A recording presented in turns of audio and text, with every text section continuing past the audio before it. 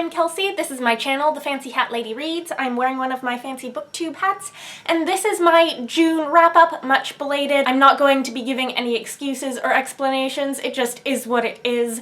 I read 6 books in June. Most of them were for either the Hugo Awards or the BookTube SFF Awards, but there were a couple that were just sort of impulse reads just for me. So the first book I have to talk about is a novella, which is On a Red Station Drifting by Aliette de Bodard, which is part of her Julia universe. I was reading this in June because I was making my way through everything that I had unread on my shelves in that series that was nominated for a Hugo in the series category. This is set in a culturally Vietnamese space empire that has artificial intelligences called mind ships that are born into human families and then installed into spaceships that essentially become like the immortal minds of the ships. And what I would say this was really about, if I had to sum it up in like one sentence, is that this is about a conflict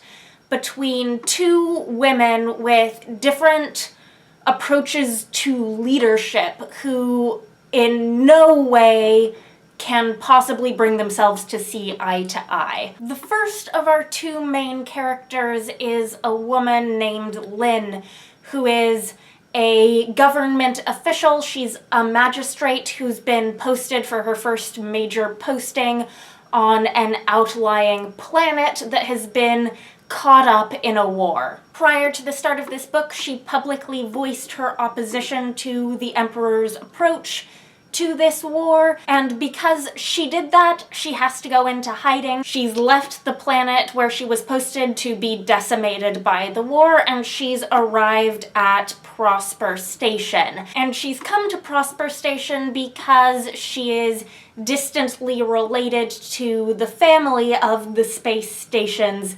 mind. To the family of the mind ship, the mind is the honored ancestress, and as a family, they are the ruling family on this space station, and so Lynn, being a relation, is guaranteed a place there, but she comes under false pretenses. She hides some of the facts of her story and doesn't reveal that she's in trouble with the Emperor. The other main character is a woman named Kuyen, who I'm not sure if I'm pronouncing that correctly, but she's basically in charge of the space station. And the power struggle that ensues between these 2 is based on a concept in this world that is sort of the non-gendered equivalent to the idea of gender roles in marriage, except in this world it's not gendered. It's just that the people who are gifted in scholarship are put on a path towards government service like Lynn, and they become the so-called greater partner in a marriage. And people like Kuyen, who aren't on that life path, are the lesser partner in a marriage.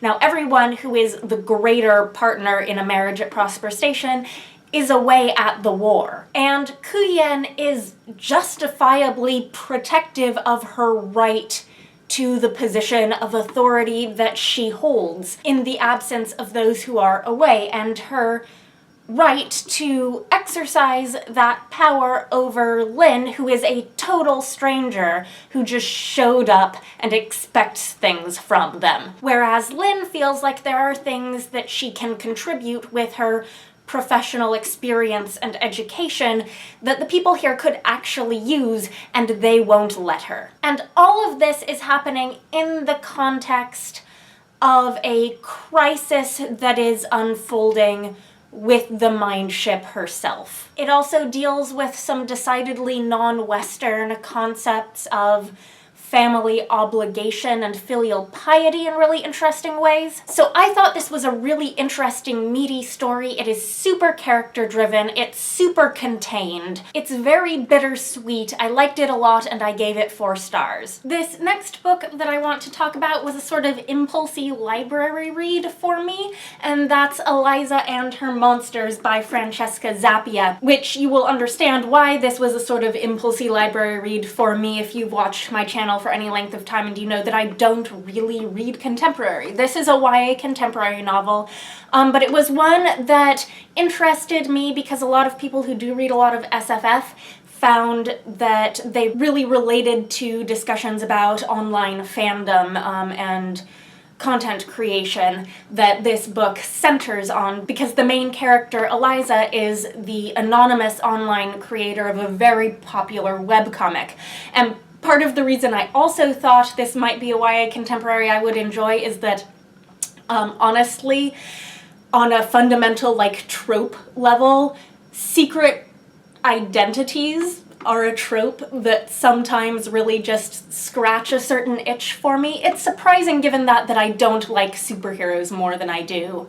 I should like superheroes. But this is not a superhero story. This is about a high school student who is an artist and draws a webcomic. It's called Monstrous Sea. Monstrous Sea sounds like this very kind of angsty, tropey, over-the-top, you know, dramatic, epic YA fantasy shebang. It sounds wonderful. And she discovers that the new boy at her school is a fan writer who is very popular in the online fandom for Monstrous Sea. And there's this very cute romance that happens between them, but she's still hiding the fact that she is herself the creator of the webcomic. And I had basically heard that description of the book, and I thought, yes, this sounds light and fluff and fun, but it does get very serious by the end. I knew this dealt with mental health and anxiety, but I didn't know quite how deep it was going to go. Eliza does have a very serious mental health breakdown near the end of the book, and that is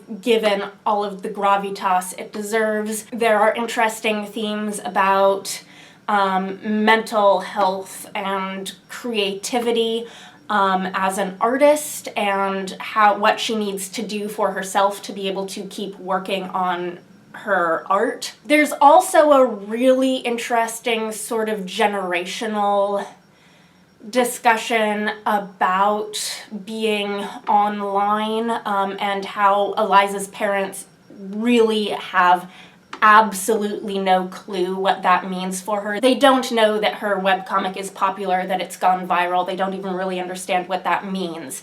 And so while they believe that they're supportive of her, they really aren't. They don't understand that her online friends who are really supportive of her are real friends, even though she hasn't met them in person. They don't see it as something that's like an actual valid career path for her. They see it as a hobby, and they have no clue how much money she's making off of it. With regards to the money, there's also a pretty serious economic discussion that happens between Eliza and her eventually boyfriend Wallace around their respective finances, and the fact that Wallace's family doesn't have a lot of money, and how it affects their respective futures, their plans for college, etc. The other thing that I want to mention a bit is some of the formatting and the art in this. Part of why I read this at a time when I wanted something that would be a kind of lighter, breezier read is because there is both art and sort of chat format,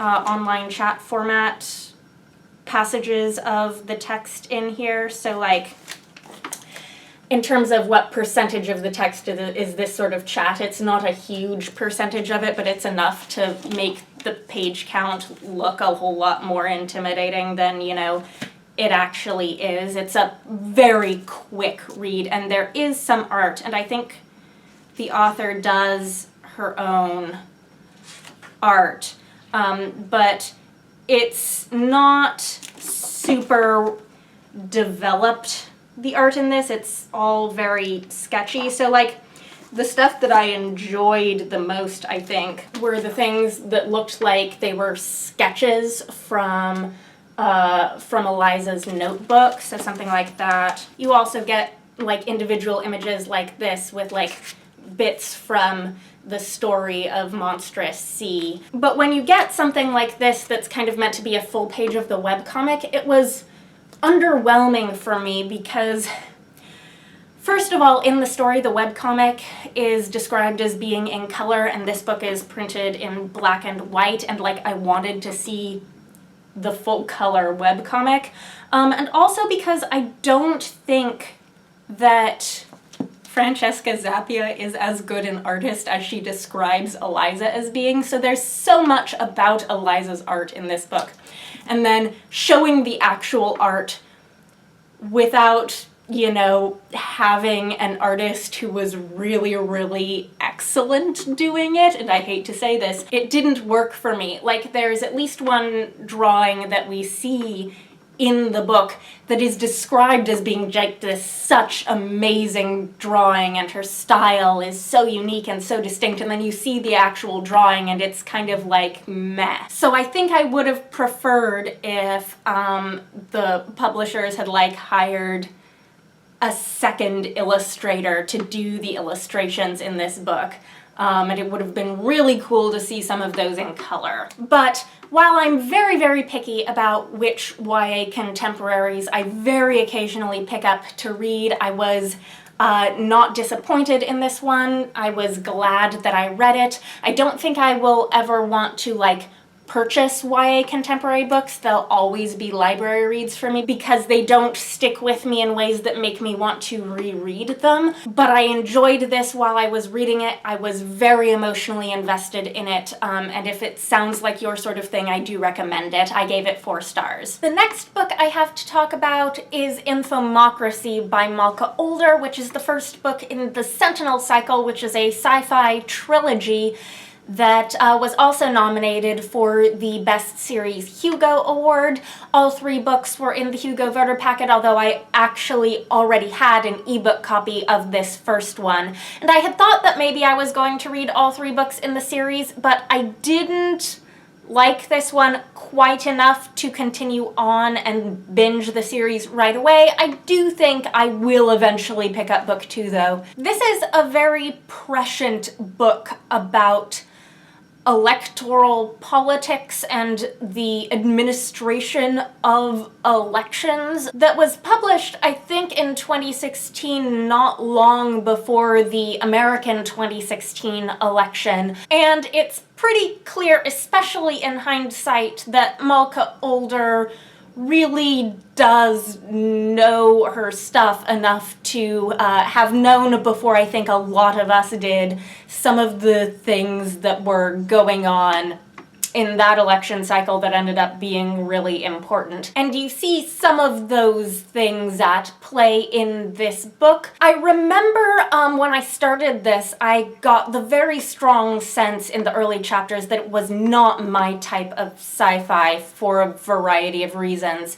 but it did grow on me by the end. I remember all of the politics at first making me very depressed, like, oh gosh, all of these things were wrong before our 2016 election, and they're all going wrong again before this next one we're going to have. And I felt very down in the dumps about that nothing was changing, we weren't fixing things. And that was a reflection, I think, more about how I was feeling at the time about current events than anything particularly objective about the book. The other thing, though, that made me think it wasn't my type of sci-fi is that, especially early on, it didn't seem to have very strong character work at all. And it did become a little more character-centric as the book went on, that is true, but I still think that the character work is the weak point of Malka writing here. So this takes place in a future where most, although we gather not all of the world, has adopted a new political system where every place is divided into sentinels, which are blocks of, you know, people, like districts, that each get to vote themselves into any of a number of global governments that are all vying to win over sentinels. Every general election, every sentinel gets a chance to vote themselves into a new government, and then they live under the laws and rules of that government. And there are lots and lots of governments. Some of them are major and global powers, and a lot of them are much smaller, only have regional interest, etc., etc. One of the side effects that isn't a huge part of the book, but is still worth mentioning, is that this has obviously completely changed the notion of immigration. It seems rather for the better. But the other half of this whole system is what supports it, and that is information. And information is basically like the internet, but regulated and ruled over in a way that is meant to ensure that it is neutral and accurate. And information also has the job of administering the elections, which is really what this book is about. This book is about an election that is coming up and the things that go wrong with it. Information has this huge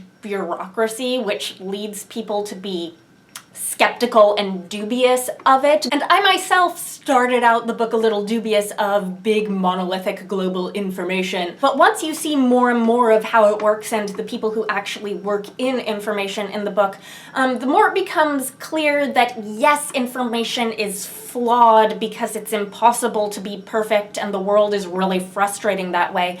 But it turns out that the giant bureaucracy of information is genuinely full of smart, wonky people who are dedicated to really trying to figure out how to do this well. And since I've read this book, I've seen this series categorized as being a little hope punk-y, which I hadn't thought of when I was reading it. But I think that's the aspect of it that in retrospect, yes, that fits the hope punk bill a bit. But back to the story and the characters, we do get point of view characters from quite a number of people, if I remember correctly, and for a while at the beginning there, when I felt like, oh gosh, this is not character-centric at all, it took a while to figure out who the main characters actually were, but eventually it settles around two characters. Ken, who is working for the campaign of one of the governments called Policy First, in a sort of off-the-books, on-the-ground research capacity, and Mishima, who is this, like, super high-powered, secret information agent. They are both in their own lines of work leading up to this election that's going to happen, coming across different clues regarding one of the campaigns essentially being a bad actor. And it's one of those things where as you read, you realize that the two of them are going to have to come together and like compare notes and team up in order to actually put the pieces together about what's going on. But oh, do they trust each other? No, they do not trust each other. There's also a romance and I was very uninvested in it. And this is where I think the character work was just not super compelling for me. The plot, though, does eventually start to pick up into something like kind of a little more exciting and political thriller-y. So again, after that very slow start, things did pick up for me and I got more invested. It is largely a book about, on the one hand, political campaigning and on the other, the administration of elections, because those are the two things that Ken and Mishima are professionally doing. So if those are your areas of geeky happiness, you are going to want to read this. What happens when something about an election goes horrifically wrong, and what does it take to try to fix that wrong? What happens when something with information goes horribly wrong in this world where everyone is so dependent on it because it's the internet and then some? These are all interesting ideas, and it made me think, yeah, I actually do want to read the second book. It's not a super high priority for me though. I gave Infomocracy 3 stars. Next is Shah and the End of Time by Roshani Chokshi. This was nominated for the BookTube SFF Awards in the middle grade category, and as you can see, I listened to it on audio CD.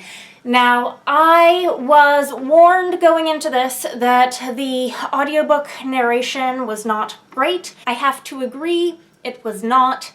That said, I do think I am pretty capable of separating my feelings about the audio narration of a book from the actual content of the book itself. And I got the audiobook for $1 at a used bookstore, so there is no arguing with that. This was, I think, the first book published in the Rick Riordan Presents line. And I guess I can see why, because as other people have said, it is very much modeled on the sort of storytelling prototype of Percy Jackson. And I think other people who've read the Percy Jackson books more recently than I have, I read them when I was actually in like middle school and high school and have not revisited them since. People who've read them more recently are more capable of making actual comparisons between the humor style, the story structure, the plot elements of these books. But I do remember enough about Percy Jackson, especially the first book, to have those little bells ringing that this feels very familiar. But this is, of course, based on Indian or Hindu mythology as opposed to classical Greek mythology. It's about a young girl named Aru Shah, who is Indian American. She lives with her mother, who's the curator of an Indian cultural museum, but doesn't feel that her mother has time for her, pays attention to her, is kind of bitter about it. She makes up stories about herself that make her life seem cooler, more exciting than it is. She tells some of those stories at school as lies so that she can try to get in with the cool crowd when otherwise she's socially ostracized because she goes to a school for like snobby rich kids. And at the beginning of the book, she basically gets taunted by a couple of bullies from school into lighting a forbidden cursed lamp in her mother's museum because she bragged about it. And it turns out, surprise, surprise, actual magic, real gods and stuff. Aru learns that she is in fact a reincarnation of one of the Pandava brothers instead of actually being like the child of a god. Like in the Percy Jackson books, the kids in this series are reincarnations of demigods from the Mahabharata. And the storytelling structure from that point on is really, really predictable because Aru is basically told sort of every step of the way what she has to do to stop this demon from ending time. She has to team up with this other girl, Minnie, who is one of her counterparts, one of the other Pandavas. They have to visit the gods and find some weapons and do some things, and it's very much like they are told what they have to do, and then they go do it, and that's sort of the book. Now, there are some things I really liked about the writing. There is a lot of humor. Some of it worked better for me than other parts of it. I think that the way Roshani Chokshi writes Aru Shah's inner voice as the point of view character is delightful. I also really enjoyed Minnie, who's another very funny character. However, I think that sort of character-driven humor worked way better than some of the more overt comedic gags in the book. There's this whole shtick where their mystic guide through the whole quest is stuck in the form of a pigeon, and that's played for jokes that didn't really work for me. And there are other sort of blatant gags like that. So the humor was hit or miss for me. It worked on some levels, but not on others. The problem with the narrator, however, one of the problems with the narrator, this was Sunila Nankani narrating this book, is that she couldn't play comedy for the life of her, or like she didn't get that it was supposed to be comedy or something, because she played it so sort of sticky, sweet, over earnest from beginning to end, and that just wasn't the tone of the writing of the book. What you get is this sort of wistful yearning in a very narrow emotive range, and I think I get what she was going for because I've listened to middle grade audiobooks where that sort of style actually worked with the writing. The last audiobook I had listened to before this was, I think, Willa of the Wood, which the audio narration sounded kind of similar, and it worked with that book because that was a sort of wistful, earnest book. Basically, like, the entire rhythm of the audio narration throughout sounds something sort of like words, words, words, words, words, words, words, words, words, words, words, words. And it could really get on your nerves, I think, if you let it. Anyhow, this does take quite a bit of time in the sort of denouement of the book after the resolution, sort of setting up book 2, presumably to get you very interested in book 2. That said, I don't think I'm going to continue reading this series. I gave this 3 stars. I am still interested in reading Roshani Chokshi's YA books, though, which have been on my TBR since before this series even had any existence. I'm also interested to see if other books from the Rick Riordan Presents line end up diverging a little bit more from the sort of mold. I have started reading Dragon Pearl by Yoonha Lee, which does seem different.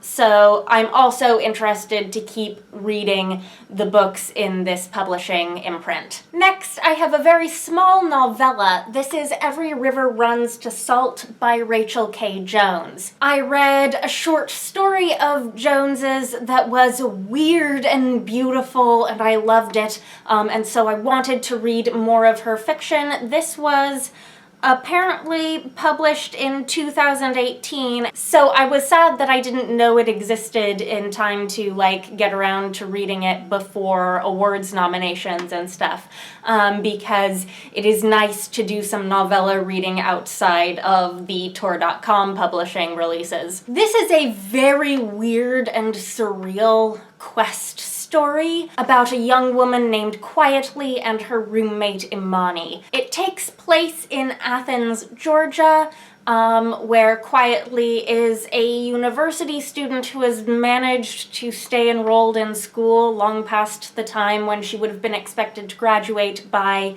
managing to never actually fulfill the requirements to graduate with any particular major. Now, her roommate Imani is magical. She is descended from a glacier, because that is the sort of weird thing that can just sort of happen in this book. And she comes back from a trip to the West Coast pissed off about the Great Pacific Garbage Patch, and decides that if people aren't going to treat the Pacific Ocean like it deserves, they don't get the Pacific Ocean.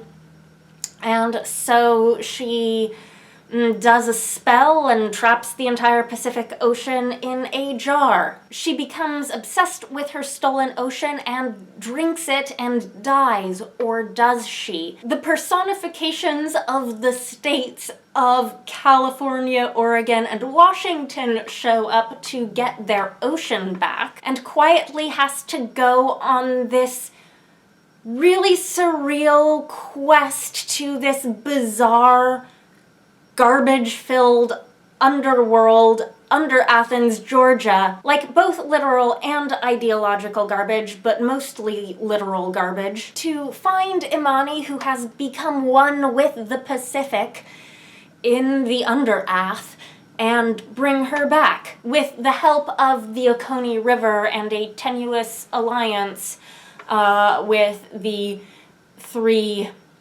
Pacific coastal states. This is fairly light on, like, actual plot that makes a ton of sense, so there isn't much more I can actually tell you about the plot, except that I do want to say that the one thing that is, I think, important about this book that I hadn't seen other reviews mention is that there is a female-female romance between Quietly and Imani, so if you're looking for that representation, it's here. There's a lot that's just so stunningly weird and atmospheric about this in a way that I really liked. There's a very strong sense throughout of regional Americana, both with the Georgia setting and with the Pacific states. I will say though, by the end, I wasn't certain that the whole story was really worth more than the sum of its parts, but it was an experience I really enjoyed. The writing style is beautiful, and I gave it 4 stars. And then the last book I have to talk about is Circe by Madeline Miller, which was nominated for the BookTube SFF Awards in the fantasy category, and it was the only book in that category I managed to read. Now, I had previously read The Song of Achilles by the same author, which was the book that made her popular, and while I really loved Madeline Miller's writing in Song of Achilles, I wasn't so fond of just the fact that it's a tragedy, and if you know how the Trojan War ends, you know that it's ending badly, and I was just dreading it the whole book. But as a retelling of Greek mythology, this second book takes a slightly different approach. It isn't a retelling of one story, like you could kind of see Song of Achilles as a retelling of the Iliad, sort of. It was certainly a telling of the story of the Trojan War, but while Circe, the character, is most famous for her appearance in the Odyssey, this is not a retelling of the Odyssey. What she does here is sort of take a minor character from Greek myth, use what we know about Circe from mythology to place her within the family tree of the Greek gods, and then based on that sort of surmise what other events from Greek mythology she might have witnessed or had a hand in. So basically throughout this book you get retellings of a number of very well-known Greek myths that all have to do with the cast of characters surrounding Circe. So who is she? She is the daughter of Helios, the sun, who is one of the Titans. That makes her technically a nymph or a minor goddess. That makes her also the sister of both Aeetes, who is the father of Medea, and Pasiphae, who's the queen of Crete and mother of the Minotaur. So from that you can get a sampling of the sorts of myths that you can expect to make an appearance in this book in addition to the Odyssey. Now, being descendants of Titans as opposed to Olympians puts their family tree in a sort of bigger context of generational struggles between the gods, and so it becomes a matter of interest that all 3 of these siblings seem to develop eventually some sort of witchcraft. But even aside from and before the emergence of her witchcraft, Circe is this very ostracized, very different sort of girl. She is very much not like other goddesses or not like other nymphs. And that grated on me a bit earlier in the book. I think when I was younger, when I was like in high school and college, reading about characters who are this alone, who are this unable to fit in, would have struck a really deep chord with me. So I had the experience of reading something and saying like, oh, this is a trope that, you know, I would have lapped this up at a different point in my reading life. But now at this point in my life, I can step back and be a little more critical. This not like other nymphs thing. There's no particular reason why Circe is like so fundamentally different than not just any of like the nymphs she grows up with in the halls of Helios, but like any of the gods. There's this thing where she discovers that a lot of the gods hate the sound of her voice because it turns out she has a voice that sounds like a mortal voice. And it's all very vague and brushed away with the sort of the ways of godhood are mysterious. But it's sort of the basis for the beginning of Circe's story. Between this book and Song of Achilles, Madeline Miller has a very, I think, strong and clear idea, perspective on the Greek gods, which is basically that they're all assholes, which, when you look at the mythology, is pretty accurate. The gods' interest in mortals is fundamentally selfish and for their own glory. The attention and gifts of the gods are never truly a blessing because the gods are fundamentally self-serving and don't see the value in human lives the same way humans do. And yet Cersei is very intrigued by mortals, and I think it makes more sense as the book progresses that the decisions she makes and the things she does and the ways in which she finds herself diverging from the perspective of the other gods in the book.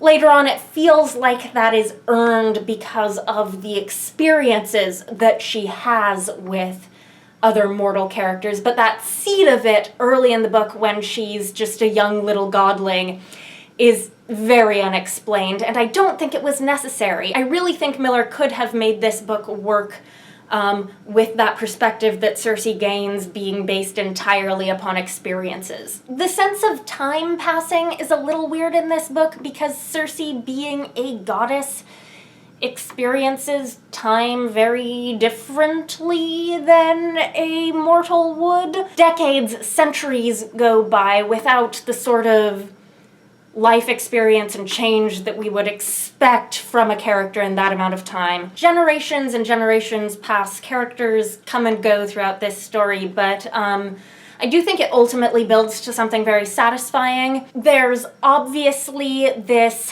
sort of overtly feminist bent of taking a character who is basically a stereotype of an evil seductress witch and deciding to make her your very sympathetic, most understanding of all of the deities protagonist who goes through a lot over the centuries, for whom, you know, that brief window when we see her in the Odyssey is only one small portion of her personal journey. And I'm not going to tell you how this ends, obviously, but I was happy to not know ahead of time how it ended.